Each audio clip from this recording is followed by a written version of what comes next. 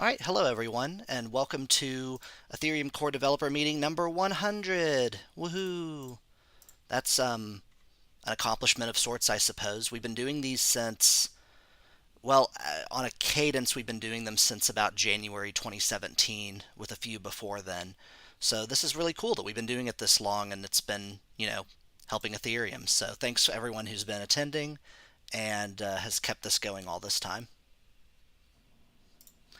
The first thing we have up on the agenda is YOLO V3 and Berlin client updates. Um, and there's also some subtopics in there, so I'll have James Hancock take it over. James?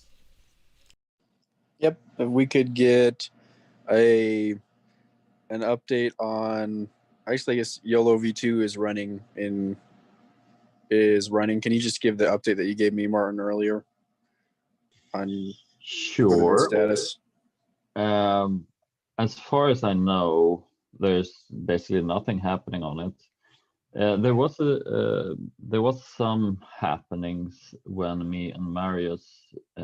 So I took the old YOLO V1 transactions and reran them, did some resealing, and ran them on YOLO V2, which it bumped BSO offline because it turned out that their node was YOLO V2 compatible, but it was not actually configured to use the YOLO V2 rules. After that was fixed, everything worked fine.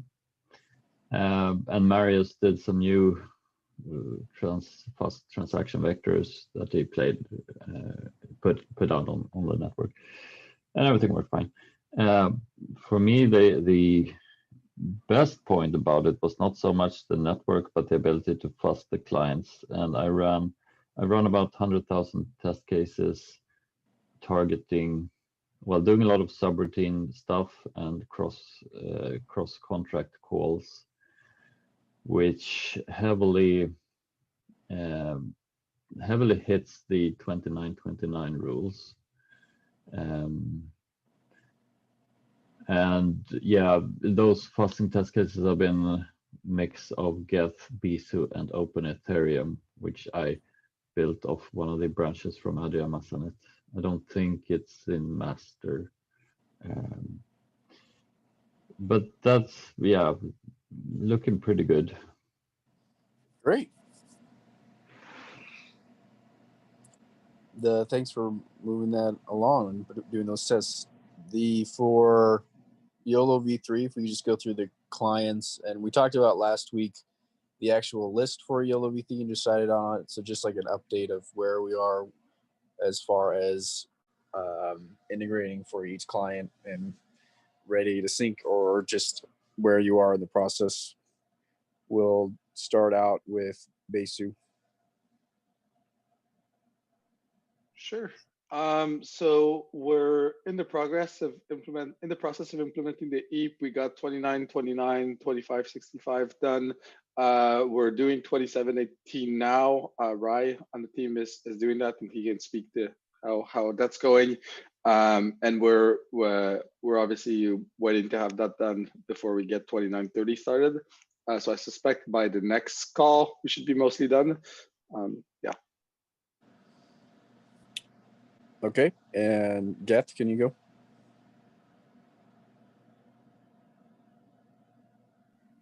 Sorry. Peter, you want to go?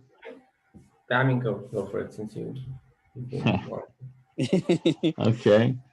So 2565 is merged, but not in a state where it can actually be activated. But the change is in there, and once we define YOLO V3, we can just activate it. 23.1.3.15, no problem. 29.29 is in, and the ones that we're working on are 18 and 30. And that's why we raised a few issues today on the agenda. So once we clear out those question marks, I think we can kind of go ahead. But there are also, as far as we see it, probably there needs to be some more agreements about the network components, like how do we communicate these transactions? Do we go for new ETH protocol, or do we use the existing one? Yeah, so there's not only implementation work left. I think there's a bit of specifications that need to happen. Sorry, I think there actually is a spec for that. I totally forgot that that needs to be included if we're going to include 29 or 2718. Let me find it for you. Ooh, while you're Second. grabbing that, let's have Nethermind. Are you here? Sure. So 2565, we've compiled the libraries, have to connect them. Apart from that, it's just the gas price change, so not a problem. 2315, so we already have it, I believe. So this is subroutines, right? Yeah. So we have subroutines all tested based on the consensus test that we had before. 2929, so I implemented that overnight and ready to test. So I want to try to synchronize with YOLO V3 when ready or if ready. 2718, similar. Yes? So I don't know if you know, but Dmitry regenerated the state test, general state test with the YOLO V2 definitions. So if you run the Berlin test, you can get pretty good coverage of all the 2929 stuff. Okay, that's perfect. So we'll use it after the call to test if everything behaves as expected. Thank you. 2718, I have the same feeling as Martin mentioned, that I'm a bit confused about how it touches the network. So I'll wait for Mika's specification on the networking.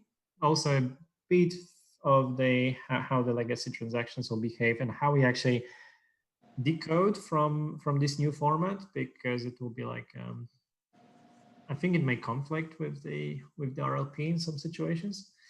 And 2930, so this one was probably the simplest, and it's more like as long as 2718 is clarified, it should be fine. I just need the serialization. Everything else, it works. So I do pre-populate the access list, just do not deserialize transactions yet. So apart from that, everything ready for Berlin on Nethermind, yeah. Great, thank you. We'll get back to 2718. I want to give Open Ethereum a chance to give an update first. Are you guys here? Yeah, we are here. Basically just merged all the IPs for YOLO V3 on our dev branch. Yeah, we have some basically, just as Thomas said, about if there's actually going to be merged in the list, if it is going to be merged as the separate entity, it is basically encoded a different way. But I think that small changes that need to synchronize basically on IP, and that's it. We are basically ready for YOLO V2. Awesome, thank you. Yeah. So then, Hudson, do we want to go into 2718 now, or yeah, should that be part of the if Micah stuff? if Micah has it pulled up, let's go into it, since that's kind of on topic of right now. I can answer half of the questions. I'm struggling to find the network EIP I created, but the other question I can answer with a pull request that is outstanding against 2930. So that PR that is posted in the chat, once that's merged, 2930 should now be 2718 compatible. It was just an oversight in the authoring of 2930, I believe. There's also, in the discussion link, I have some other comments. I'm not a huge fan of the current format of 2930, but this is the minimal change required just to make it compatible with 2718, because everybody is correct that right now it's not. Okay, so that's you said that's half of it. Was the other half what Peter posted in the agenda as a comment? The other half is so I guess there's three halves. Sorry. So the second half is for legacy transactions. Here is the EIP. Oh, thank you, Lake Client. I don't know how I couldn't find that. So the one I just posted, 2972, is a proposal for wrapped legacy transactions, which I do think we should add at some point, but it is not critical to add right now. The separate question is, well, if we're not going, how are people converting between legacy and let me take a step back. So there's two things to do with legacy transactions. One is the thing we need to do right now, which is when you get a legacy transaction, you need to, oh, sorry, my head is in 1559 because I've been thinking about that all day. Okay, so legacy transactions. For now, we just don't do anything with them. They're normal. They're just legacy transactions. They have the first byte for legacy transaction will always be in the range C0 to C to FF, I think, because of the way RLP encodes a list. It always uses the high, basically those high bits, and so we don't need to worry about it conflicting with 2718 transactions, because 2718 transactions are defined to always be below the C0, I believe, and that I think is specified in 2718, if I'm not mistaken. I'll check. It might be in the rationale section, so if someone missed it, I do not blame them. Yeah, so legacy transactions will always start with 0xC0 or greater, and 2718 transaction types only go up to 7F. So there is no possibility for conflict, which I believe is Peter's issue. Is that correct? No. Or concern? No, did I misunderstand? That explains so it. my issue is that we have actually two ways of encoding. We have the legacy transactions, which is just whatever we have now without any encoding. And the EIP also mentions a wrapped version where you prefix it with, I don't know, 0 or a 1 or something. Yes, so that's EIP 2972. It doesn't have to be part of Berlin if we don't want it to. Like in the future, we might want that because it gives us some consistency around transactions in the network and makes signing tools easier to write. But it is not necessarily required unless we want to. Is that something people want? Can you specify what you mean by it? Like, or do you mean the wrap format part? Yeah, so 2972 basically just takes legacy transactions, retains the same signature format, so the signature will be backwards compatible, but gives them a new format for when they're included in a block or when they're included in in gossip or whatever. And so we can have consistency within a block or consistency within the network protocol. If we think that's a valuable thing to have, it isn't. I think it's nice. I would definitely be in favor of including 2972 along with YOLO. I just haven't been pushing it because it seems like we've been really struggling to get Berlin out, and so I didn't want to add more to the plate of people. But the 2972 is the EIP for that. Okay, so the reason I brought it up is because I think it's then maybe it's important in 2718 or whatever is the original one to just specify that legacy transactions aren't touched in any way, shape, or form. And then this second, the IP, I think that's a valid debate. Honestly, long term, I think I'm also in favor of including it just because it's weird to have two different representations. However, I think it's also super important. So I haven't read the CIP because I haven't seen it until now. But one super important part is to somehow avoid any ambiguity, because the problem with the legacy transactions is that even if we add this extra wrapping around it, there's no signature. So from a protocol's perspective, a wrapped version or a non-wrapped version is essentially the same thing. It's cryptographically the same. So when you include it in a block, we need to define which version will be included, enforced. So you can't rely on clients trying to figure out whether it was original this or that. So these so right now, I believe when you say included in a block, are you referring to in the transactions route and then therefore the Merkle tree that's associated with that? Yeah, exactly. So when you get a batch, what you can do is look at the first byte. If the first byte is C0 or higher, then it's a legacy transaction. If the first byte is 0 to 7F, then it is a type transaction. You can use the type. So you can think of that type byte is still there in legacy transactions. It's just like it's a range because of the way RLP encodes down to that first byte is always going to be something big. Go ahead. Yeah, but so I'm talking about the wrapped version. So as far as I understand, there was a suggestion to have legacy transactions also having this an extra 0 prefix. Yep, and that would be the 2972. And if we decided to include that and leave legacy transactions includable in the block, so it's a little bit of kind of story around this. If we include 2972, we could choose to, in a hard fork, say that legacy transactions in their historic legacy format are no longer allowed to be included in a block, and only the wrapped ones are. Yeah, in which case we wouldn't have to worry about it anymore. And I'm, like I said, I'm totally okay with that if that's what everybody else wants. I think that's very reasonable. So in my opinion, that would be a hard requirement. Otherwise, so the problem is that clients are free to represent legacy transactions however they want within their code base. So in my opinion, it would be super easy to mess up so you can have transactions coming from the network, from a block, from RPC, and it's super sensitive if you can actually push them into a block, into consensus format in 2 different ways, because I'm certain that somebody, or I'm certain every client will mess it up somehow and just not use the correct one in one place or another. That's why I would really be in favor of having only one consensus format for it. Yep.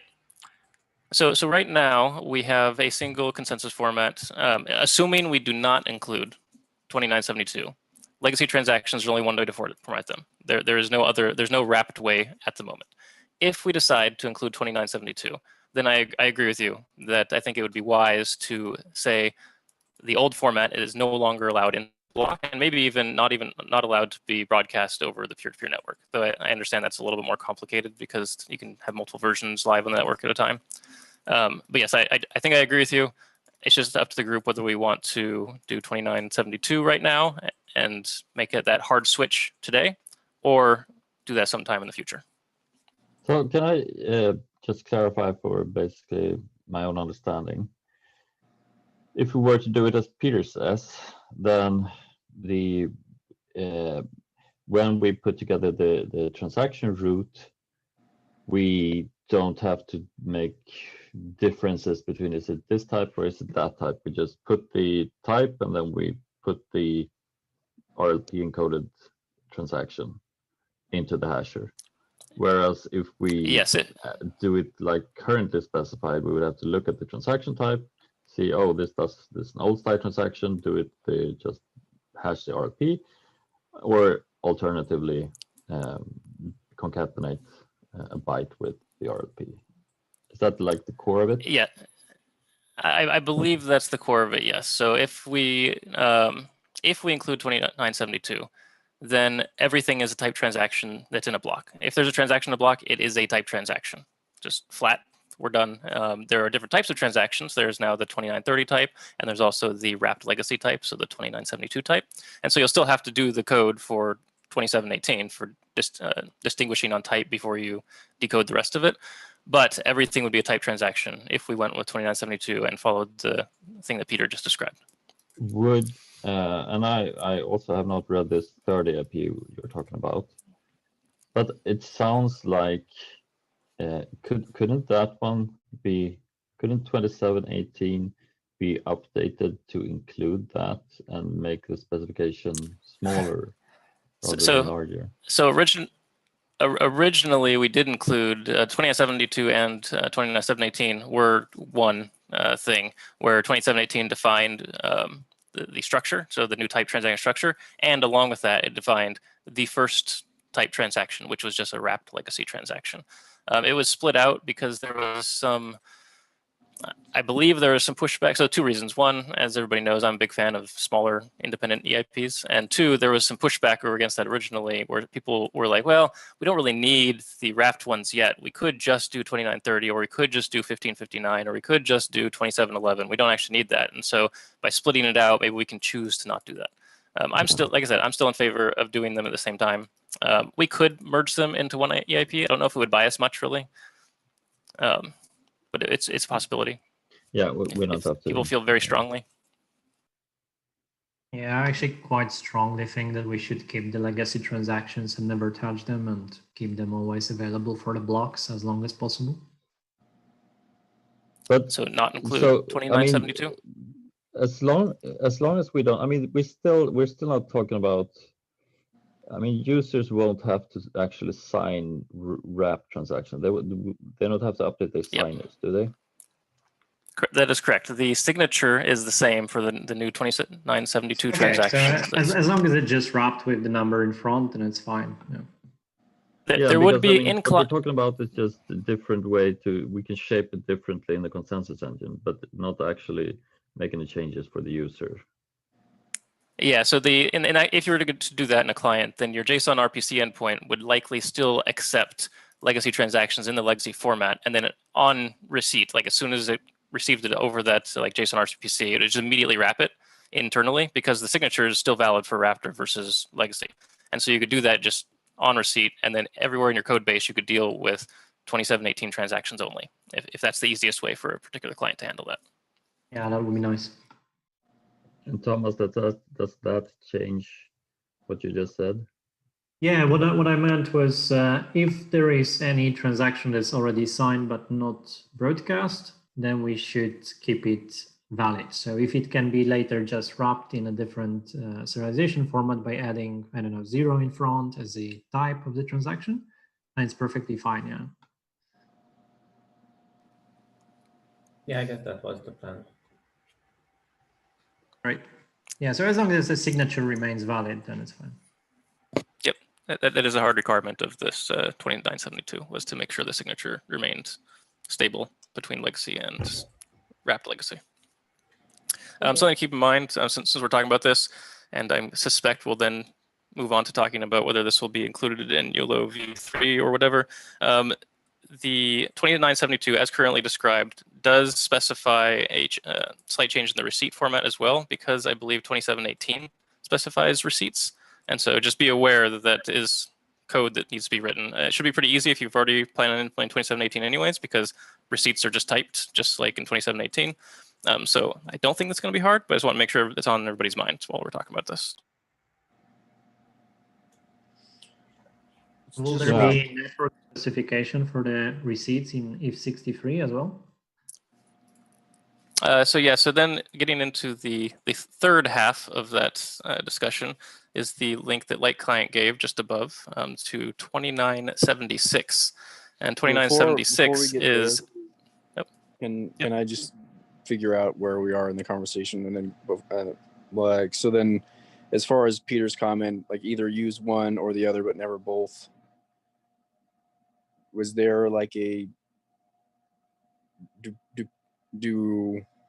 so we want wrap transactions, but we also want, so we don't want both, but is there a sense of one or the other so far? So I guess this boils down, so yeah, this has multiple fronts or multiple halves too. Yeah. I'm mostly discussing at the consensus level, so stuff that's included in blocks or whatever else consensus format. There, my personal vote would be to bite the bullet and just roll out the wrapped format and just drop the legacy format, because it keeps things simpler. Otherwise, if we're going to, I think most of us would agree, if somebody doesn't, feel free to shout out, but I think most of us would agree that it's better to have a single way of encoding stuff than two ways. So it's probably, if we want to go down the typed transaction approach, it would be nicer to encode all transactions as typed and not have special cases. And if we're going to do wrapping for legacy transactions in a future hard fork, then we might as well do it from the get-go. That would be my initial suggestion. I don't know if there are any tools out there or dApps or systems or whatever that directly poke in blocks, and that would maybe not survive changing the block format. So that's a question. For example, Etherscan. If we do this, will Etherscan die or not? I don't know. So this is something they should answer possibly. So tools would have problems even if we introduce new transaction type, then those tools would fail anyway. So then, taking a second to posit this decision here, is there people that feel strongly that we shouldn't have the wrap format introduced at the time of doing 2718, or is that something we can just decide here and then have the later discussion? I'm convinced So now we can go with 2972, 2976. Mika, go. So just because I would rather this come up sooner rather than later, I'm going to bring it up now. There are contracts out there that receive block proofs, and those block proofs include transaction proofs and receipt proofs, and those would break, and those cannot be fixed. I don't know how many there are, and I don't know how used they are, but I've seen code out there that exists. Like, people have written contracts that do this. But I guess that will break even if we just introduce a new transaction type. So this is true. Depending on how they use it, like if I guess there's a question of like if they can still submit legacy transactions in the legacy format, then they can still prove that transaction. They just can't prove the new transactions. Where if we say those transactions cannot be included in the block anymore, then they can no longer get a transaction into the blockchain that can be proven by their contract. So I have a feeling that we might not hear a lot about that until we roll it out on Boston or Wikibee or Curly, and they notice that it's happening. I'm not sure the layer 2 folks are. Hey Martin, you sound really far away from your mic. Okay, I'll try to reconnect. It's just really quiet. Yeah, he said he's going to reconnect. So that would tend to. It's one of those things, like, we don't know if anyone actually does this, but it is a thing that I have seen code for, because I happen to work in this space a little bit, and I kind of I copied some of it, like I was using as a reference that someone else wrote on some random GitHub repo somewhere. So I know someone has written this code. So, Testing. That's a bit better. Huh. Yeah, did I interrupt someone right now? Nope. Keep going. Go ahead. Yeah, so what I was going to say, or try to say, is that I think we might not hear from those people who might be affected from this until this hits, until we actually roll it out on Ropsten or Rinkeby or Gurley, because they might not be active in the, I mean, layer 2 people might not be active in the discussions here. So maybe we should just do it and see what happens and how bad things break and how important it is. Cross our fingers that they actually test on Ropsten and Growly. Yeah. Yeah. Well, worst case scenario, we're going to have a shit show like we had 2 days ago. Nice. Okay. Proven we've got. Yeah. So then I would say it would be good to have a little more time on testnets to give a chance. Like, spend a little bit longer on a testnet might be better, given this change. But it sounds like a Besu or Open Ethereum. Do you have thoughts on including the wrapped format in Berlin? And just, it sounds like eventually it's going to happen, so we might as well get to it. Is this? Yes, I'm for it. Consensus? I'm for it. It seems more elegant. I don't really understand the block proof, transaction proof contracts that Micah was talking about. I'd like to learn some more about that. But from the consensus standpoint, yeah, I think it'd just be easier to represent them in the typed format. Okay. I can agree with that. You agree? Basically, yeah. Biggest problem is if you're going to break something with the tooling or something like that. But for the client perspective, we are fine to have one encoded decoding scheme. Yeah, it's better. Cool. We So would then probably also want to talk to people who use EAP 1186 because they use the proofs of transactions. So if something changes with transactions, they might be the first ones that will notice what kind of problems it causes.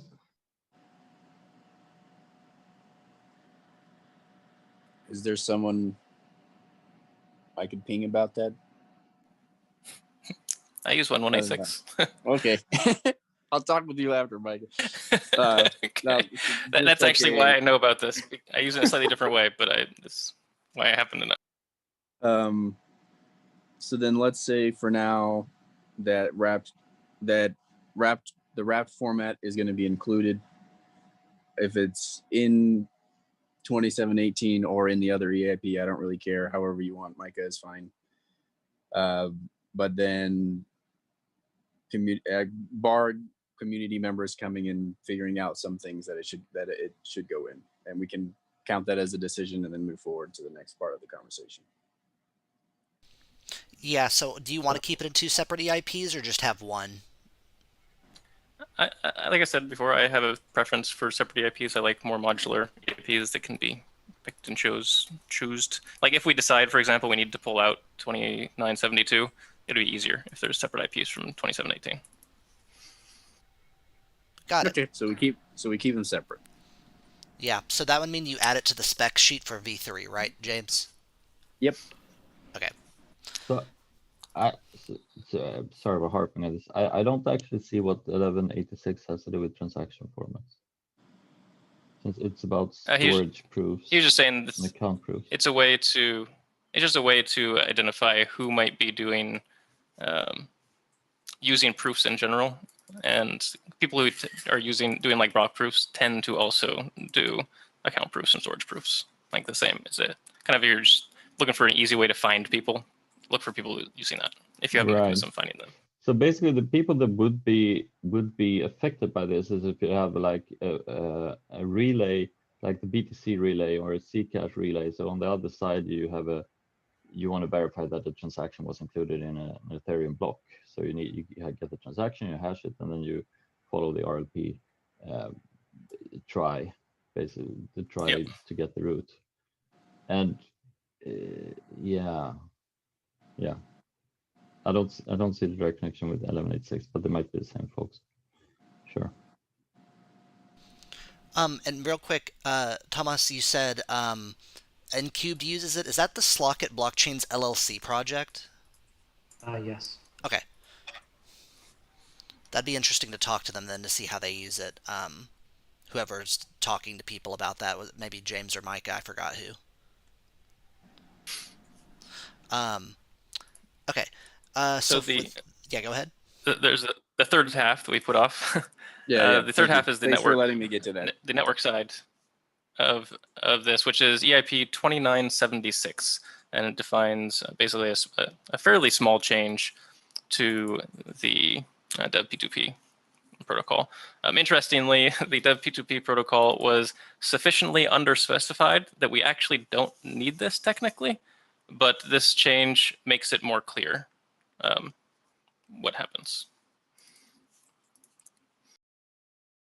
Which EIP again?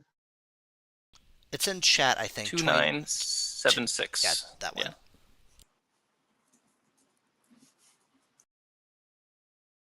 So you're saying this is something that is not necessary, but a nice to have for clarity of the client's building, right? It depends on what you define as necessary. I believe, so the spec for Dev P2P is just like a wiki page, basically. It's not super detailed, and it was vague enough as currently written, or at least as last I looked at it. It was vague enough that technically these new transaction formats were allowed only because the Dev P2P spec didn't actually specify what a transaction was. It just said there's an array of transactions, and it didn't say what that meant. But I believe there's enough clients that kind of assumed that a transaction means a certain thing, and so we felt it was valuable to more clearly specify, okay, this is what it means to be a transaction in Dev P2P. So I think this part is kind of fairly important because, so this is something that we want to bring up networking-wise, because there's a, so the thing is that all clients currently are in, so even if the spec allows it, the client implementations assume that the transaction is this RLP encoded thing. And the thing here, interesting question, is how are we supposed to support new transaction types? So any code currently running ETH, whatever, 63456, will drop the connection if you try to send it at one of these typed transactions. So one approach can be to backwardly upgrade all the protocol versions so that these fields can all of a sudden handle a typed transaction too. So essentially, we are just doing ETH63B, ETH64B, etc. And that seems like not the nicest thing to do, because then you're kind of overloading the protocol version, just trying to hack this thing in. Felix's suggestion was to just roll out ETH67 with the new transaction format, which from Geth's perspective is fairly easy to do. But if client X doesn't support ETH63456, then that's going to be a painful thing to do. So it's not obvious what the best choice is. I think we should just roll out ETH67 so that everyone goes to it. I mean, so the thing, okay, I just realized that there's a second problem. We could roll out ETH67, which supports transmitting transactions, but we need to change the block format too. So all of a sudden, if we have a block that contains a typed transaction that cannot be represented on any of the past ETH protocol versions, which means that not only do we roll out ETH67, we also drop support for everything else. So we need to stop supporting 63456. And that should be fine if everyone upgrades. Yeah. If everyone upgrades, went really well this last. Well, the problem before, so you see, the problem was that basically parity was very much behind on the protocol stack, but very much behind on the current ETH version. So that was the major blocker before. Now I believe Open Ethereum is on a track to support. It already supports 64. There was at least a pull request to support 65. It should be fairly easy to support 66, and 67 is very easy as well. So I don't believe we are as held back as we were before. So I think 66, which is identifiers, yeah, that can be implemented pretty easily by just pretending to have identifiers, but actually ignoring them and keep using whatever method we had before. 65 for a client which have not yet started implementing it, and 65 is the transaction hashes and announcement and fetching. And I think that's a pretty big thing, actually. I don't know what's the status on that for other nodes.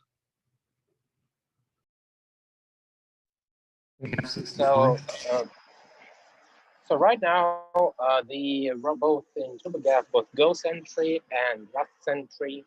So our baseline protocol is 64, but we also support 65, and 66 should be fairly easy to support, and 67 as well.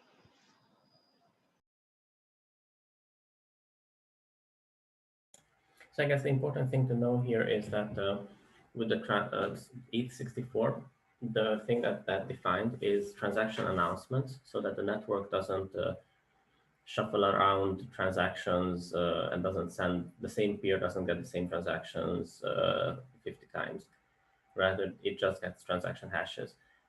This is a bit of a special protocol version in that it's not just adding some new extra feature, but it's also taking away. It's taking away the default transaction propagation where we just send it to everybody. So the complexity here is that if a client starts speaking ETH64 without actually fully implementing it, then there's a chance that they will not get all the transactions, simply because most of the transactions will be just announced that, hey, here's a hash. If you need it, retrieve it. And then they actually need to implement this retrieval logic. Otherwise, transaction propagation will not work for them.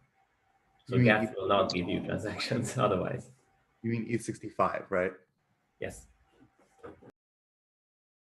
So one option would be to retain to basically insert transaction propagation back into 65 and 66 and 67 and remove it in ETH68. So everyone could just implement ETH67, and when they are ready to change the transaction management logic, basically, they would also upgrade to ETH68.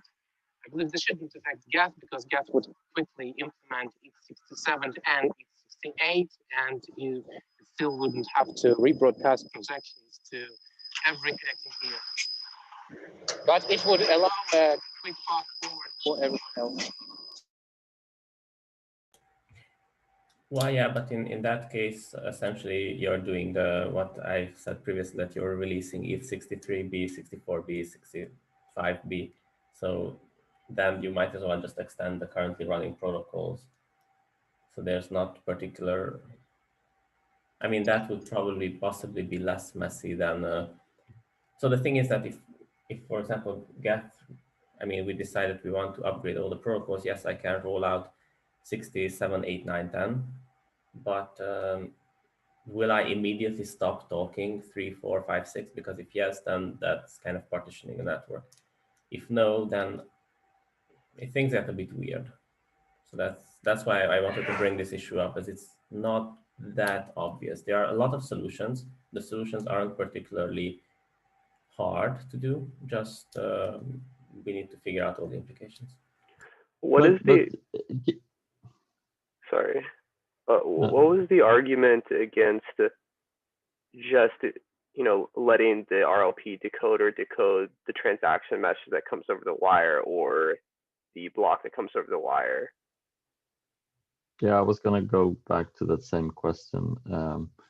Because if we are changing the consensus definition of a block, then logically ETH63 should transmit, so it should use that definition. So what do we say? I mean, what's the benefit of having 63A, 63B of all of these instead of just changing the raw RLP? So we can change we can retrospectively change or extend the protocol. The only thing will happen is that if somebody didn't, so if I, for example, I implement this in Geth 1.20, whatever, it doesn't matter. If I implement it in a new Geth and roll it out, and this new Geth will send such a packet to an old Geth, then the connection will be immediately torn down because it's a protocol violation. So, oh, right, but in this case, so what we need to do is we need to ensure that Geth will not transmit any new transaction format until the fork actually passes. And then right, because but when the fork actually passes, in that case, that other side won't be able to handle the block anyway, and there's no use talking to him. Yeah, but then the question is, what happens if, let's suppose we're already past the hard fork 1 month in the future, and then you have a new node that is syncing, and it's, for some reason, it's getting new format transactions from the network from somebody. What happens then? It's a bit murky. Again, we could say that, well, we just discard it and we don't care about old nodes. I mean, we don't care about old nodes, but yeah, possibly that's a cleaner approach to extend the protocol. We just need to handle this scenario too. I think, someone correct me if I'm wrong on a client team, but I think we actually would want ETH67 to go out before the hard fork block, right? Like we want people to be talking it so they can transmit new transactions over the network before the fork block actually lands. Is that correct? But if you roll out, we don't want our penny pool to. So if you roll it out as ETH64, sorry, ETH67, then it's completely fine to roll it out whenever. The problem is that when the fork arrives, you need to stop talking 6345. And I don't know, Geth at least doesn't have such a functionality that all of a sudden at a certain block number, you stop a networking protocol. So it's not, things start to become weird. So that's why I kind of also see that maybe Martin's suggestion of simply baking it into the currently released protocol versions might be less invasive, because then you don't need to do these version jugglings during runtime. If I understand that proposal correctly, it's basically enshrining the under specification that we had previously. So right now the specification just says this is the transaction message is just an array of transactions. The specification doesn't actually say what those are internally. It just, there's an array of transactions. And so technically, again, this is maybe just pedantics, but technically the specification as is what you just described. However, like you said earlier, I don't think anyone actually implemented it that way. I think all the clients implemented it as it expects that array to be an array of very specific structures. Well, the thing is, I remember we've talked about this in a prior breakout room, and I thought that was the case, but I don't know if that is actually the case. I think that most clients have one representation of a transaction, and whenever they try to deserialize something over the wire, they use that. And so if they then extend that transaction type, like we've done in Go Ethereum, to support 2 transaction types, all of a sudden, whenever you read transactions over the wire, you're reading both of the transaction types. So I don't think that clients have 2 representations, one for wire transactions and one for, operating transactions and the rest of their infrastructure. So maybe help me. Let's go back a little bit and help me understand. There's the option of we go to ETH67 and then stop everything previously, or there's this other option that Martin was suggesting that Peter's kind of warming up to. So having upgraded the Open Ethereum's network installed before from 63 to 64, then the it was to 65. Basically, the major blocker here really is that ETH65. It was a major upgrade to the networking protocol in that it required a very specific change of behavior from the clients. Basically, the clients can no longer rely on the transaction propagation, on the gossiping, but they have to actively pull transactions themselves. So this is like the major problem with implementing ETH65, because it's not just an ordinary protocol upgrade, like changing the model or the data structure like that, or implementing support for a new message type. It requires actually changing the way transactions. You actually have to pull transactions from the network, basically. Yeah. You cannot rely on gossiping. So like my idea is that we should really split ETH65 into 2 parts. Basically retain like the new messages in ETH65, but still provide for the fact that the clients that speak ETH65, they still propagate the transaction themselves. And remove the propagation requirement in ETH68. This way, we could make it very easy for everyone else to upgrade to ETH67. So just so I understand, what clients aren't on to ETH65? We still have a bug in our implementation, so we have not turned on ETH65 by default yet. Ethereum does not have ETH65 yet, only ETH64. Yeah, that's correct. Yeah, Open Ethereum still needs 65. Okay, so then there's more development that would need to happen for all clients to get to whatever ends up being 67. If we were to make that choice of implementing all of the stuff and forgetting the rest of it. Yeah, so in that case, my suggestion is to just use the overloading approach and not roll out a new protocol version, because it doesn't make sense to start rolling out multiple versions hacked in various ways just so that it's easier for clients to roll out. I mean, overloading it is a bit murky, but it's still a lot simpler than rolling out 3 more protocol versions just so that everybody can implement whatever they want.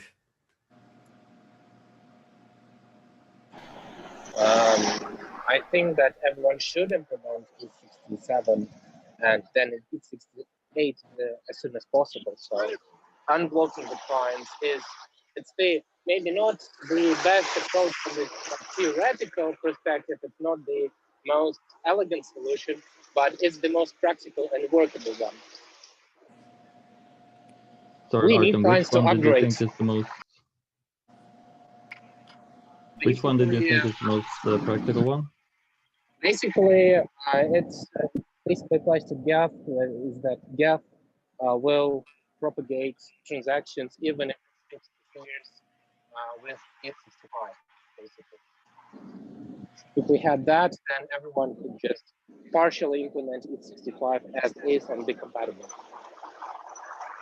So Open Ethereum wouldn't have to to test and to implement immediately the logic to pull transactions from the network. It could still rely on gossiping.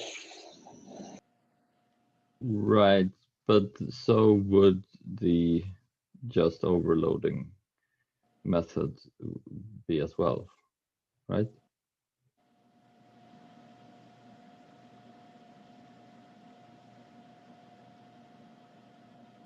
Was that to Artem? I mean, yeah, because if I understood Artem correctly, he's saying that we should roll out 67 and then like 3 more variants so that we can have old style transaction behavior in a more recent protocol format.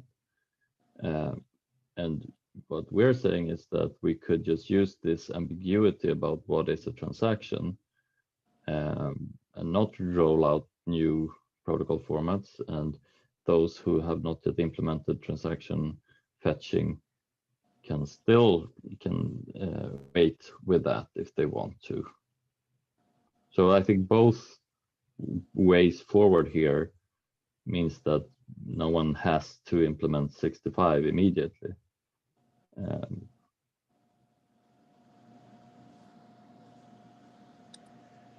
Are you agreeing with what Martin's saying, Thomas, with your comment? One idea, but just thought of it and not sure if it will work. What we can do is that during the handshake, we can specify the protocol version and serialization version. It might be very strange.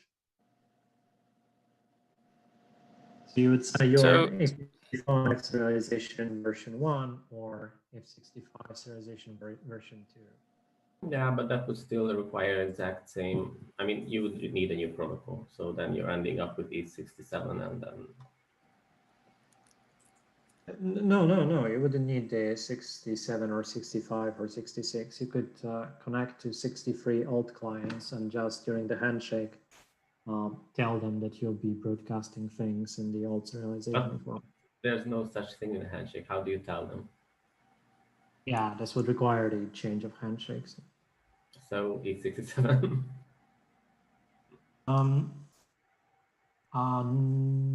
No, is it? Yeah. How if you change the network packet, then. Yeah. Historically, we're getting kind of close on time on spending more than I think we should on this. Just a heads up.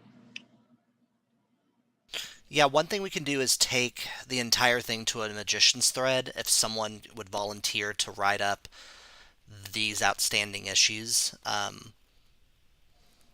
And then we can talk about it on there, would be one solution, because I don't think we're going to figure it out today until we think about it more.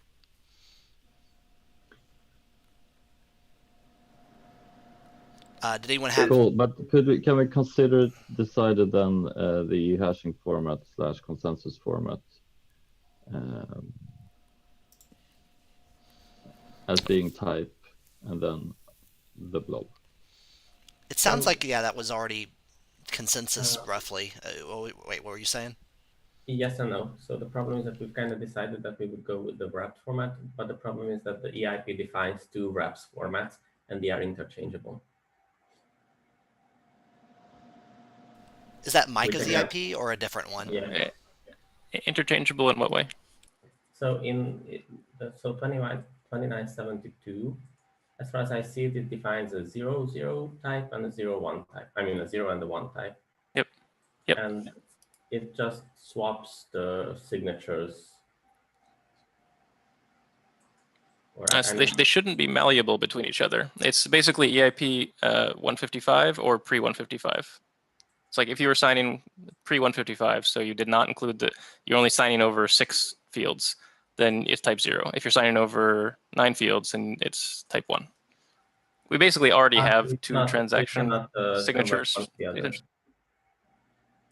Correct, because unless you resign, they are not signature malleable. They are, but they are basically sending the same information. Just one has a chain ID, essentially. Okay, then it's perfectly fine. I was just afraid that they are somehow interchangeable. You can convert between them. No, that they should not be. If someone discovers that is the case, please let me know, because that would be a mistake. I agree. Okay, cool. Thanks. So then, is that sufficient, Martin, for answering your question? Yep, I think so. Okay, so can we repeat for the note taker for the summary? What is the answer or the conclusion for that piece? That it will include that the 2718 will include the wrap format under the other EIP number 2972. 2972, and 2972 will be added to the YOLO V3 list. Yeah, 2972 is added, and then Micah, you said legacy transactions won't be valid in blocks anymore, right? That is my understanding from this discussion. I will update the EIP 2972 to specify that. I believe right now it does not specify that explicitly. Okay, and Micah, when you're done updating that, if you could let James know just over Discord, so he can update YOLO V3, because we don't want to update V3 before you get done with that piece. Sure. Sounds good. Yep. At some point, we should probably spend some time and actually look at the serialization format of 2972, because it does include some things we've talked about in the past, such as the SSZ additional encoding there, and the SSZ like, I believe. SSZ like encoding, and it does have the prepended signature scheme, which I know has been a topic of discussion before. Yeah, we do need to finish that discussion. That discussion actually started on 2930, and we need to finish it there as well. Okay. If someone can just, or James or someone in chat can just point to like the Magician's thread that Micah posted in the Zoom chat and posted in the Discord sometime later today or next week, so that we can jumpstart discussion on that in there. Would that be a good place? Should we have a breakout session for this topic? This might be a good one to do that if for. we want to get Berlin out quickly, then the faster we can solve this. Yeah, I kind of agree on that this won't be solved by writing on a chat. Okay. We will get that scheduled. Sounds good. All right, so Light Client, work with the cat herders on that. I think usually Pooja's organized some of them before, so that can work out there. Anything else on that we have hanging out that people are concerned about beyond what's going to happen in the breakout session? Okay. I think it was good that discussion happened, because it's making things a little more complicated for Berlin, but it's important that we get it figured out. So the next thing is final no-go or go for Berlin EIPs. I don't think we can do that anymore, James, because we kind of have a lot of stuff in discussion. We can say the BLS one is out of Berlin, and we can say this one is the 2718 plus the wrap transaction formats they're pretty much just split out versions of the same EIP. So I think that still we just need to resolve that piece, but that's like the final piece to resolve. Okay. So that's almost a final no go. Okay. And after we Maybe. have the YOLO V3 implementing all this in YOLO V3 will actually be if we find a critical thing, we can say that's out for Berlin. Yes. Okay. But do note that in order to implement this and launch it in YOLO V3, we actually need the networking too. Otherwise, there's no way to actually send this stuff over. Yeah, that makes sense. I think we can discuss the networking and E65 to E68 in Discord. Okay, so the networking piece, can that be async over text, or do people think that needs to be included in the breakout session? Let's do async first, and if we don't have a solution async, then we could do breakout later. Okay. Yeah, fine. All right, that sounds good. All right, next up, we have network upgrade process update. Pooja wrote a blog post that is in progress and that they posted in the Allcore Devs chat to get feedback on. In the Allcore Devs chat, there's an Ethereum Magicians link to the contents of the blog post. And Pooja, I think you wanted to go over just some of the high-level stuff. A lot of the stuff are things that we have talked about in the core dev calls previously, but have never been codified or written, and we've just been kind of flying by the seat of our pants with how we're doing some of these procedures and stuff like CFI and YOLOs and things like that. So Pooja, if you want to go ahead and kind of do an overview and see if people have any comments, or if we can take them to the Magician's Forum, either one. Yeah, sure. So I would just like to give a quick summary of whatever the process we are actually following right now for the Boolean upgrade. So there is this document. If it is fine, I can share my screen to show the diagram. That would be helpful. Yeah, the diagram would be great.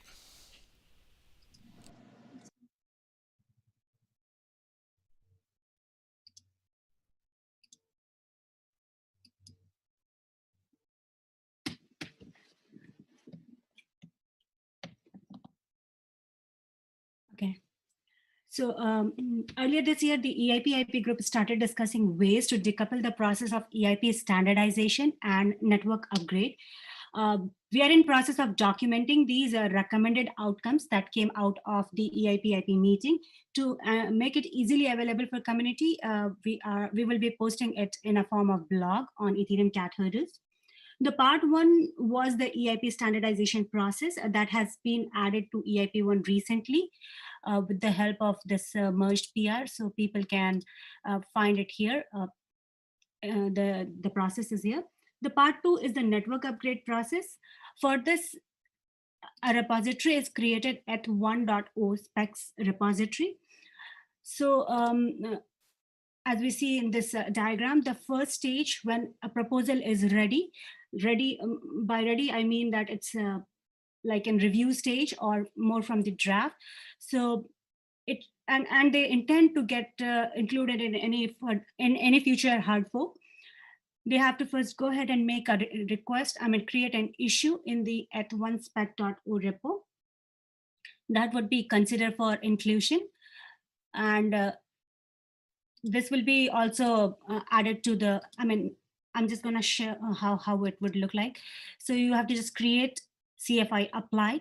Once it is done, that would be added to the project board, which is available here, and the EIPs will be listed. This network upgrade process is broadly divided into 3 phases: consider for inclusion, DevNet, and mainnet. So once it is applied for consider for inclusion, then it moves on to DevNet phase. CFI approved is the process when it is approved by the people here in the core dev meetings. All these terms are explained in the blog.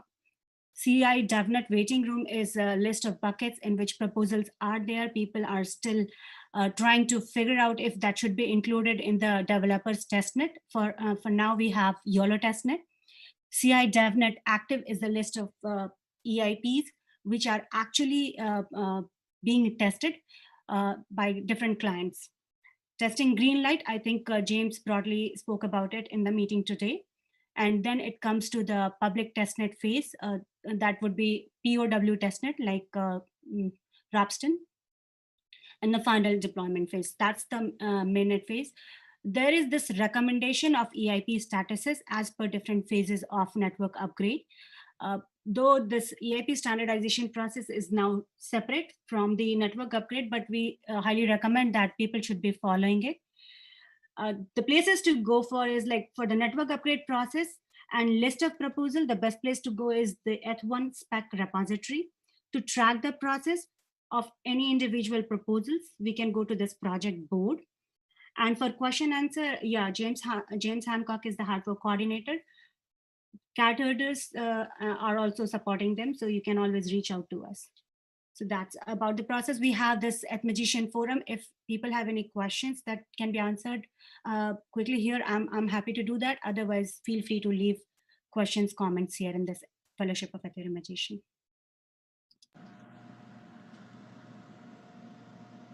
And something that I'd like to do is move. So there is a list of the EFI meta EIP, and I'd like to move that list into the specs repo. And so that it's not just a project tractor, but we have like an actual document that tracks the things that are CFI. And then update the documentation around CFI to include this kind of stuff.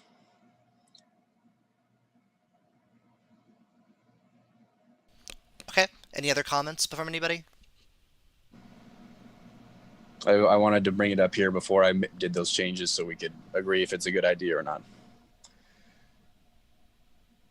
Sounds like for something like that, I think you can just go ahead, because otherwise someone would have brought up something. Okay. Cool. Okay.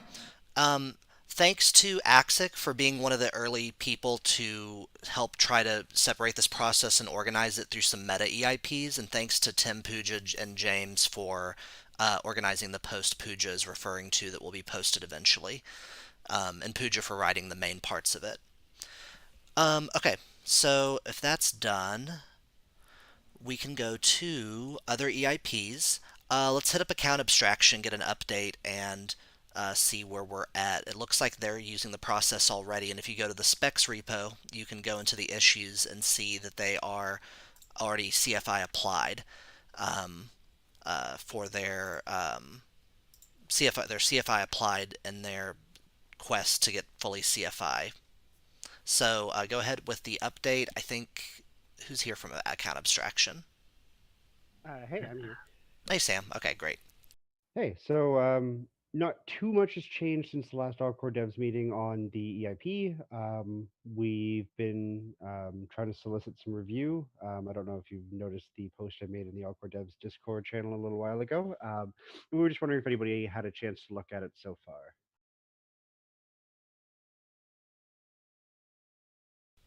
I started reading it. Same here. Sorry, right, but were you going to say anything else? No, that's it. Yeah, I started reading it. I've only actually managed to do the single tenant thing, and it's a lot of complexities around it. So I'm thinking, yeah, it's going to take a while to figure out all the corner cases and quirks and potential ways that things can go wrong. Yeah, of course, it is. I have no like. I was just going to say that, I mean, on a high level perspective, I have no kind of obvious objections. Well, that's good to hear. Is there any part that you find particularly complex, or? No, I think there are lots of, there might be a bit of lack of describing error states and like what happens in certain conditions when things don't go according to plan. Things like that. And it references also some other EAPs and like set indestructible, and I have to read up on set indestructible. How does that work? What happens if I run a set indestructible in the init code or whatever? And yeah, there's a lot of complex mechanics, both on the EVM level and kind of how would this be used and what are the possible consequences in there too when this is used. And yeah. Awesome. Well, it's great to hear that you guys are reading it over, and we really appreciate it. Okay, great. Is that the end of the update, Sam? Ansgar, was there anything else you wanted to mention, or is that? No, I think that's basically it. Maybe the question would just be, is there any way we could basically actively kind of and I don't know if there are any like questions and in discussion you would want to have maybe when reading that, or where the best what the best communication channel there would be, or if it just basically once you got through all of that, or anyone interested gets through all of that, we can continue discussion on one of the next calls or something. Yeah. So because we're kind of really heads down in Berlin, I don't know if we're going to get into a lot of advanced discussion on it. I know there's a full chat channel on the ETH R&D Discord that people can pop into with their questions, and I know that's really helpful. But because this won't be going into Berlin, it probably won't have a lot of advanced discussion. I'm guessing till after the holidays, but I mean, we can definitely keep putting it on the agenda and getting updates and pieces of feedback. And I'm open to other people's suggestions. I Go, Martin. Sorry, go ahead. So I was backpedaling here. So I just remembered that I have one actual practical question about it, which would be good to be clarified. So you are overloading the nonce of a contract to use it as the kind of the nonce for executing this incoming abstract transaction. And I'm wondering what if there is a creation being done from this contract? Wouldn't that bump the nonce as well? Or is that disallowed or something? So we thought about that, and so far, like from our perspective, we didn't see an issue with that. So indeed, the behavior as specified right now would be that the nonce increases both if a transaction, an AA transaction, starts at the contract and once the contract uses create or create two. We thought about like disallowing that or something, but we didn't see any issue with actually this dual purpose, because of course the kind of repay protection and transaction hash uniqueness properties would still hold. I think you should mention it somewhere in the ETH that this is a fact, so that the casual reader can think a bit about it and see if there is some if there might be some consequence to that. That makes sense. Maybe then, like, and then that would be the last thing for conversation on this call. But like one connected question that we were actually having is the one corner case we have to protect against is for the AA contract to self-destruct and then be redeployed, and then basically nonce also begin at one again, and so then you could actually have the same transaction with the same hash sent again and then be included again with the same transaction hash, which would violate transaction hash uniqueness. So one of the options we saw were to just enforce something like this set indestructible. Again, that's another independent EIP. The other option was to look into maybe changing self-destruct behavior into not resetting the nonce of a contract. But we just don't have the knowledge there if that is something feasible or not. So just in case anyone on this call happens to like have any special insight into that, because I do think that back when self-destruct was introduced, or not self-destruct, when Create 2 was introduced, there was discussion if that was desired behavior or not. But I'm not sure if anyone has like any thoughts around if it would be okay for self-destruct not to reset the nonce of a contract, or if that would have too many side effects or something. But if there's no one with any immediate reaction, that's fine as well. I mean, it would change the semantics of self-destruct in a way that would screw with potential like upgrade patterns or whatever. So it's obvious. It's not obviously a safe thing to do. Okay, I mean, I'm not saying it's obviously a dangerous thing, but it's not an obviously safe thing to do. Yeah, absolutely. That makes sense, though. We definitely had that as like a thing to look into if we were to push for that. So that's definitely not something. Yeah, that makes sense. Thanks. Okay. So in One regards last to thing about AA, we do have a community call coming up on November 20th. If you guys want to join, the information is on the Ethereum Cat Herders GitHub. Yeah, I think it's at noon Eastern or 1 Eastern. Yeah, it's noon Eastern, 5 p.m. UTC. Oh, and I'm running that call, I think. Or I think I am. So there's also an episode of a Peep and Eep that the Cat Herders did just on this a week or so ago. Or was it this week? Well, this week's feels really long. Yes, the episode will be released on Monday. I will share the link publicly on Monday. Okay. And also the detailed information about the community call, a blog post will be published on Monday, providing the information how people can join that community call. Great. I think that's wrapping up just about account abstraction, unless Axik, you said you had something? Yeah, I'm trying to I'm trying to say something regarding the replay protection. So as you mentioned, that's like a crucial thing which has to be fixed before AA is considered. And there is an EIP for the, as you mentioned, the set indestructible, and there was another EIP for removing self-destruct. And that was, I think, proposed by Alexei, but it wasn't even merged as a draft because he abandoned it. But I don't think the set indestructible is championed too much. So maybe Sam and Ansgar,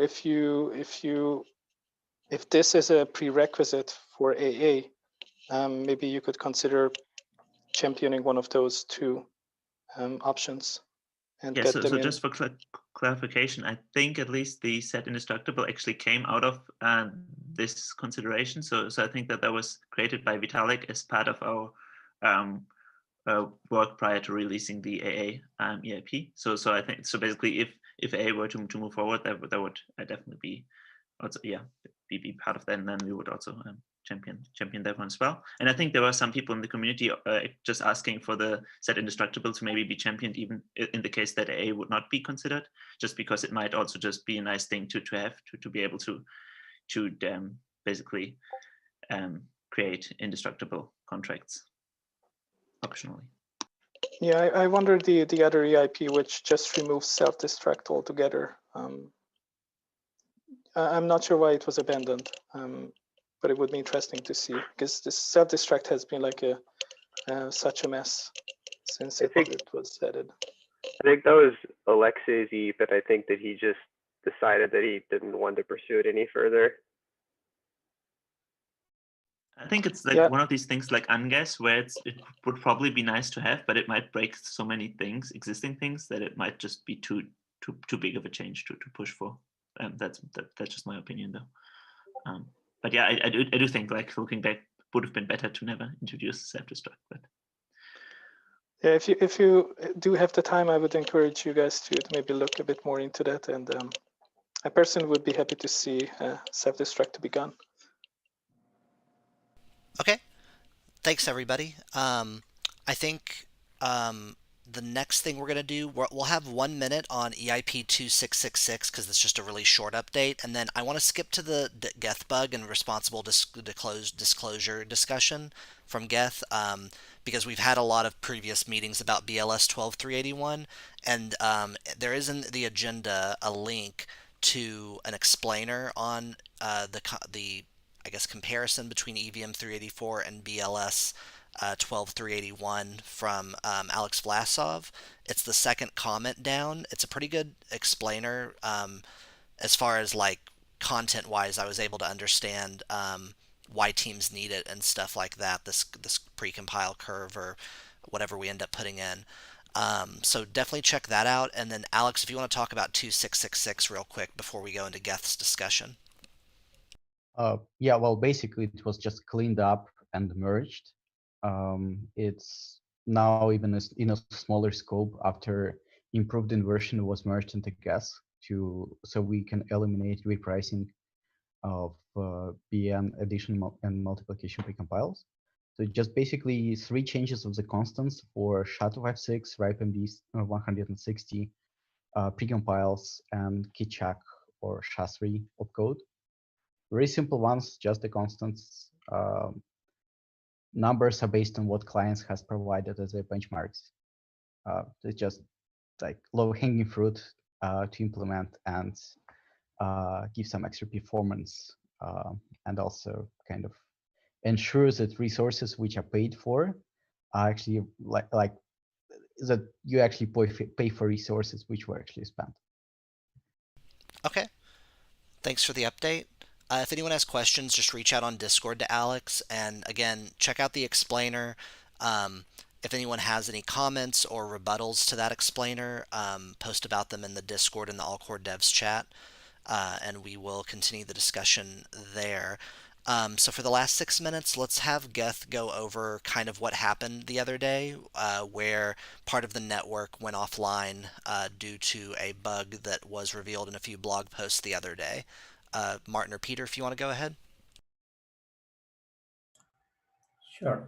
So before I dive into that, I just wanted to give a quick heads up here too, that yesterday, so about 2 weeks ago, we found pretty serious issue in Go and reported it upstream. And for the past about 2 weeks, we were going back and forth with Google on getting that fixed. And essentially that was fixed and released yesterday into security releases for upstream Go. And we also did a release ourselves yesterday, mostly to rebuild all our releases, Docker, Launchpad, etc., with Go 1.15.5. I just wanted to highlight it here too, that this is actually an important release because it can be used. Without it, Geth nodes can be taken offline remotely. I won't go into the details on exactly how. Currently, I can do that maybe in 2 weeks or 4 weeks or whenever, when a decent chunk of the network is actually upgraded. So anyone running Geth nodes, please make sure you're running with Go 1.15.5. Okay, so with that out of the way, essentially just a quick recap of what happened, I think 2 days ago in the morning. Essentially, there was a block appeared in the network, which did a small chain split within Ethereum mainnet. Now, it was a bit unusual in that it didn't do the chain split across different clients. Rather, the chain split was only between older versions of Geth and the rest of the network plus newer versions of Geth. So new versions of Geth and the rest of the network were on the correct chain and old Geths dropped off. And essentially what happened is that about 1 year ago, we did some optimizations, which introduced a consensus bug. And that consensus bug was dormant in our code base for, I don't know, 7 months or even more, or 8 months or something. And somebody reported on the bug bounty list that they found this consensus bug, and we've patched and silently released a hot fix for it. Of course, this also meant that all of a sudden, since we changed the consensus, we fixed the consensus bugs, old versions of Geth and new versions of Geth were not compatible with each other, given a specifically crafted attack transaction. And usually we did this a couple times previously too, just a disclosure.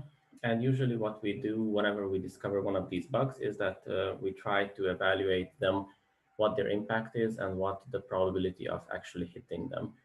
And in this particular case, the probability of somebody accidentally hitting this block, meaning that people just using Ethereum and just hitting this bug, is more or less impossible. So unless you very explicitly found the bug and very explicitly crafted an attack transaction, there was no way to abuse this. And because of that, we've decided that it's better to silently roll out the fix and just get the network to eventually eject old nodes than to raise awareness to it and have a potential attack. So the thing here to know is that it's essentially a one-liner fix. So if you announce that, hey, it's a consensus issue, this is a consensus release, and here's the one-liner fix, then that's a fairly large target. That's why we try to avoid it. In general, I kind of feel it that this was the correct approach to take. The problematic part, which I agree, was that even though I don't think we should have announced it during the release, so I think it was the correct choice to keep it hidden. People on the internet are right that retrospectively, we should have made actually really strong suggestion that there was something wrong in a previous release and people should be on the new releases. Now, since we didn't do that, a few people and projects were using old stable releases, and since Infura was one of them, that kind of blew up in our faces. So that was kind of the issue. As for we've in the past couple of days have been talking about this on and off on essentially what better way we could have handled it. And as I said, I'm still convinced that it's not. You can't just unilaterally say that, hey, here's a consensus bug, this is a consensus release, everybody upgrade now, you have 5 minutes, because that would be extremely strainful. I mean, we cannot expect people to be in front of their computers. So one possible solution that we're thinking about, it will put a bit more strain on people, but maybe that's the correct solution anyway, is to still, I mean, this is something fluid, so I mean, we're open for suggestions and inputs, but the idea would be that we retain the right to silently fix issues, but we try to commit to, for example, if we do such a fix in the future, then let's say we release it at a certain date, and then we could commit to revealing maybe a month later that one specific release was a consensus, contained a critical consensus fix, so that anybody not upgrading within the last month, they would have somehow an emergency notification that you might want to release it, upgrade it. And then maybe after one additional month, we could also simply say that, okay, this was the bug. And at that point, if anybody didn't upgrade, then that's probably going to blow up. So this is the best thing that we could come up with, that we could do, but it does. So people, one of the reasons, so people were kind of really angry at us that we didn't admit that there was a consensus issue and what the consensus issue was. We are open to disclosing these issues, but what everybody needs to be aware of is that these disclosures will act as, so to say, barriers. So every time we do one of these disclosures, that is an active risk for the network and for anybody who didn't upgrade. So that's essentially, that's the dilemma. Okay, so we're a little over time, but I do want to have people chime in on this, especially James Prestwich, who actually added this in part to the agenda. I think you're here, James, right? Hey, how's it going? Hey. I respect the amount of work that has gone into this, especially like this week with two major issues coming out of the Geth team. I think that the interesting thing about this bug that caused a consensus failure is that it was found by a downstream team and who decided to go and test it on mainnet. The Optimism team discovered this specifically and tested this because they were using a stable Geth release as the base for the OVM and were not notified of the consensus issue privately. Typically in open source software, there is a disclosure policy that is a specific document that says who will be notified privately, how and when on a discovery of a severe vulnerability like this. And I think downstream projects like the OVM, like Cello, and like other people based on Geth should be pretty high up that list. Because we tend to use older stable releases rather than newer cutting edge things to minimize our engineering overhead. Early notification of downstream projects would have prevented this specific instance of a consensus failure, and early notifications of major stakeholders like infrastructure providers would have mitigated the impact. I'm not saying that we should go ahead. I think I just totally do not agree, because you're saying it like if we had notified downstream, then we would have avoided it. And I mean, if this downstream are the ones who exploited this particular instance, it kind of shows. I don't agree with that reasoning. So downstream notified me on Tuesday night, and I gave them a teardown of the bug and what it would do, but that wasn't communicated to all of the engineers. And so another person who did not have this knowledge was testing to see what would happen. If the knowledge of the bug and how it worked was communicated to him, this likely would not have happened. But I don't want to get into like the specifics of this kind of weird circumstance right now. You know, my overall point is that it's common to have a disclosure policy that says, you know, based on risk and based on responsibility, who gets notified in what order. Yeah, so the problem here is that, for example, this in theory sounds nice, but in practice, okay, let's suppose I'm going to say that, okay, I'm going to notify Infura and I'm going to notify, I don't know, one of the mining pools. Then all of a sudden people will get angry, kind of quick note and alchemy that I didn't notify them. So, okay, I will add them to the list too. Then Cello and OVM and whatever will get angry that I didn't notify them. Okay, I will add them to the pool. Then 3 other smaller mining pools will get angry that it's not fair. So I will add them too.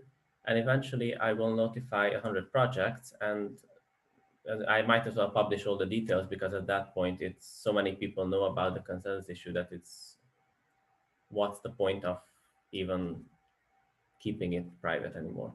So the problem here is, I think that if I notify, let's say I have 3 mining pools, or I notify 10 mining pools, then actually there is an incentive for one mining pool to produce a block that breaks consensus, simply because they will have the next 100 blocks or something. So how can you control it once the details are out? How can you see if there's somebody actually abuses it? What do you do? How do you avoid that? Yeah, I definitely agree that there's a lot of like judgment that the Geth team has to exercise here about who gets disclosed to and when, and who can use this information responsibly and who is unlikely to. But the impact of these issues on other people is very large and could be mitigated by early disclosure to people that you believe can responsibly handle the information. Yeah, but in that case, we will still have some backlash from the people who didn't know about the issue, in my opinion. Yeah, I think that you are likely to have backlash regardless, unfortunately. And that really does suck, because you guys put in a lot of work in order to keep things stable.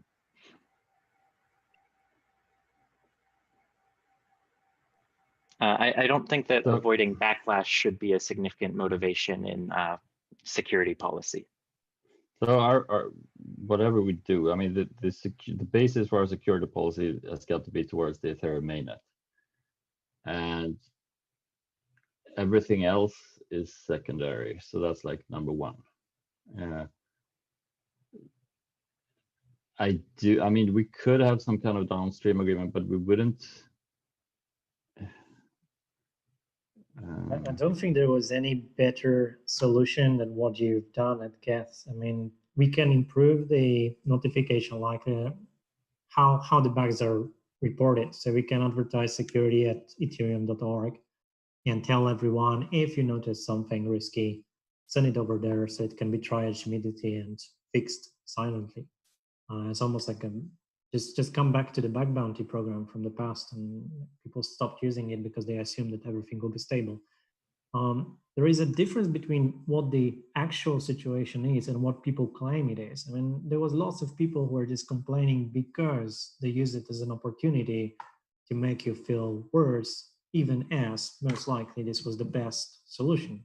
Fix it silently, and then slowly wait and observe and see if everyone is switching. Maybe paying more attention, all of us, that like who is on a very old version, and just suggesting it very delicately that they should have upgraded recently because there were some very important, I don't know, performance changes or whatever. I mean, it will be harder now, but it's not that much better solution. Can you formally versions which are valid and everything else you call deprecated, and say we don't guarantee anything, like the standard way? I mean, you cannot, obviously you cannot force someone to upgrade, but at least if you like publish such policy on the front page, well, most likely people will pay attention. So earlier in this call, we had a very nice, polite, a security patch dropped and you should go and upgrade your nodes. I'm not asking for any more information than that in early disclosure, but that amount of notification would have to Infura 2 months ago would have prevented most of the impact of this specific consensus failure. Or that amount of disclosure to Optimism would have prevented the specific consensus failure. There's also a chance it would move it 2 months forward. I mean, if that's what happened, I would say if the team does test an exploit on mainnet, and it actually warns you against disclosure of those downstream. I mean, this is uttermost irresponsibility to do something like that. It is extremely irresponsible to do something like that, and it should inform disclosure to that team in the future, but not to the general. It should not affect the general idea of downstream disclosure. Maybe here would be for it sounds like there's an amorphous list of who would want to know at different levels of detail these kind of security things. Maybe if those people got together and said we want to be on this list, it might be easier to talk about it. Well, that's one of the problems, that if it's a list that is maintained externally, then it will probably be the most horrible list because everybody will be on it who shouldn't be on it. Right, I definitely agree. Is that the Geth team is qualified to choose, like who is trustworthy to handle information like this. Yeah, but people could signal that they want to, and not have the Geth team have to figure it out. Them having the be able to choose, but not having to make the list. It might not be as. Yeah, not putting the burden on the Geth team, but at the same time having it available to them of people who are interested if they do decide to, in certain circumstances that might not be as dire as the bug that just happened, but in certain circumstances say, hey, update. So just a quick memo, which people are going to hate me for this. People, I think, in general, the Ethereum community is not really aware of how serious updates are. So over the past, we've been releasing, I don't know, we did about 200 Geth releases, give or take. I have no idea how many. I am fairly certain that a lot of them are super serious in that maybe this one fixes a network where you can crash it. The other one fixes a memory leak where, if you know how to crash it, you can crash it. So generally, all of these fixes, every time we fix some bugs, a lot of them can be exploited. Maybe it's super hard, maybe it's super convoluted, but if you really want to, they may be able to be exploited. And now either our code is super shit, which I doubt, or my guess is that the same thing holds true for other clients too, in that when you are fixing bugs, those bugs have some effects, and the effects can be pretty bad. So people kind of need to be aware of that. The updates are useful. And I think what I'm looking for is a communication channel where people can opt into becoming aware of that much more quickly. A lot of people running infrastructure prefer to stay on older nodes to avoid new instability bugs. So I spent a lot of time on the phone yesterday with infrastructure providers, like 4 different companies running significant amount of nodes, ensuring that they update to the new Golang version. They were largely unaware of the severity of that issue and were uniformly on older nodes. So I think some sort of communication channel where you can, tell these people that upgrading is important directly would help a lot with that. Well, the cat herders have a list of, so in the event of an emergency or a hard fork or something that has to happen very quickly that's very public, we've used a list of exchanges, miners, and infrastructure providers to reach out to them to make sure they upgrade. So we could have that list be the same list for any client, not just Geth, who would want to reach out, just, poke the cat herders and say, hey, can you send this out to, these subgroups of people, whether it be miners or exchanges or stakers or whoever, and let them know. Is that kind of what you're looking for, James, in a way, at least, like partly? Was that list activated on Wednesday or Thursday this week? No, because we were not. We don't have that system in place right now to be poked for that unless there's a very public, like this needs to happen right now to upgrade your node, otherwise the network's going down, kind of a thing. So if it wasn't activated on Wednesday or Thursday this week, I don't think that it meets our needs. Okay. So we're still going to have that list, especially for ETH2 stuff coming up, where it comes to like exchanges and stuff, not knowing about when, or actually not even ETH2, ETH1 also, where if exchanges need to know about an upgrade coming up, we use that list for even longer term, like this is coming up a couple months from now, or have you updated yet, and stuff like that. So we're still going to use the list, but I understand your perspective that it might have not helped on Wednesday.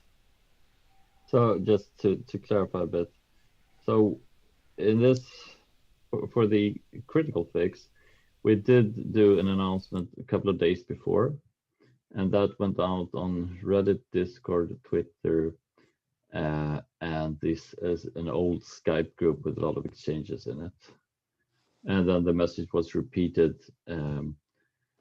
when we actually have made the new release.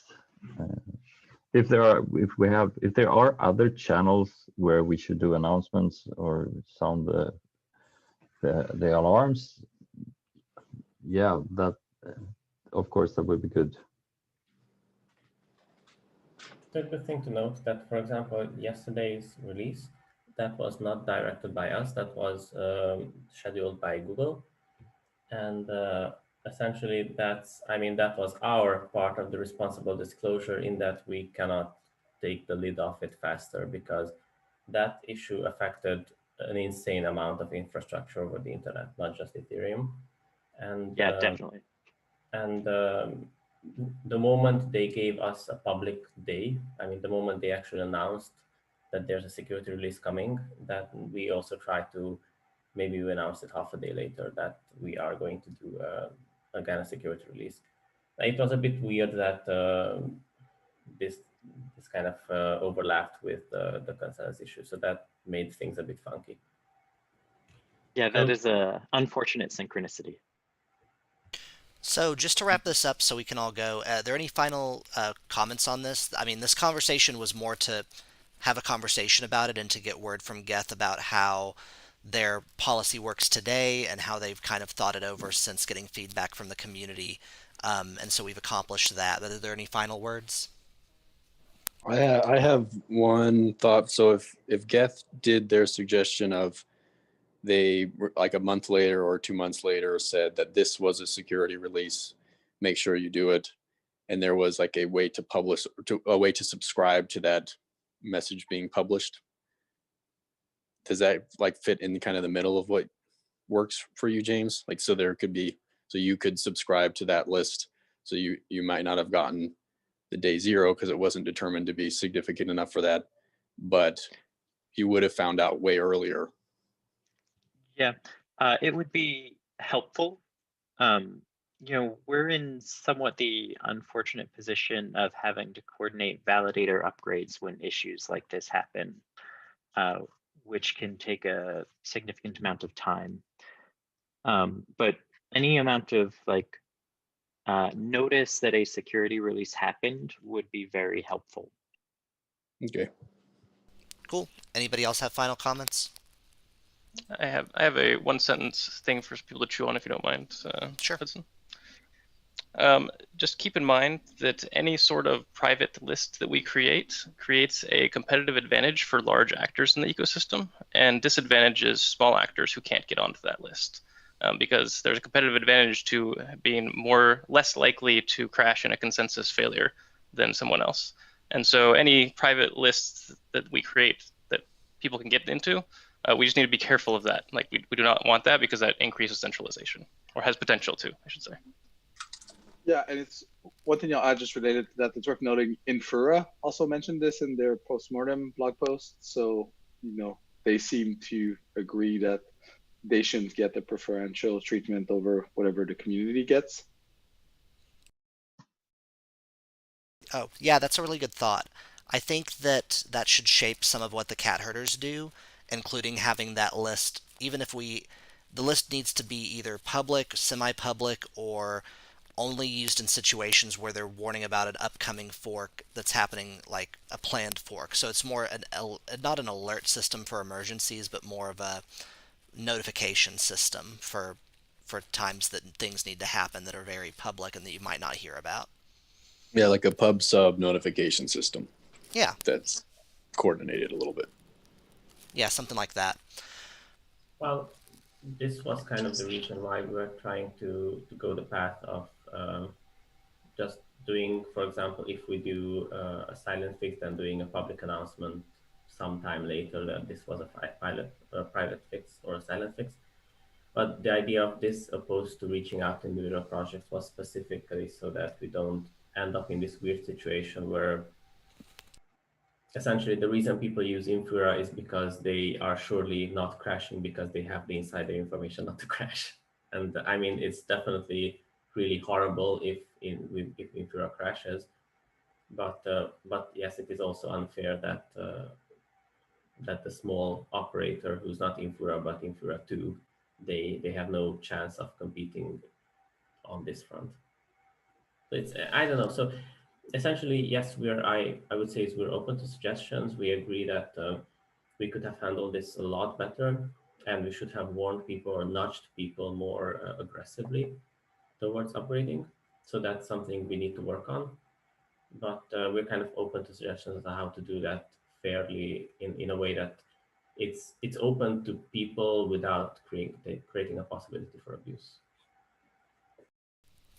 Okay.